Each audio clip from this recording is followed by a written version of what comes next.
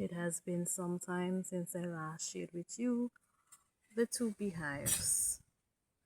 And if you have been following my pages and came across my beehive videos, you would have seen this hive when it was very small and barely noticeable.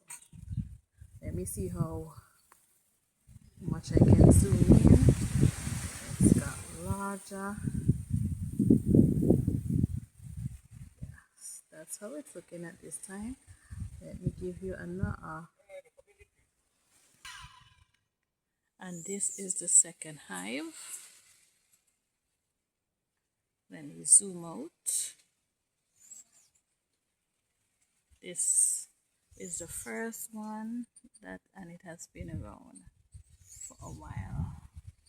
I hope I'm getting a good video to give you guys. Let me see if I angle up myself. Yeah. So that's it. From time to time I will try and give you a closer or month by month update on the hives. They're close. They're on one wall here.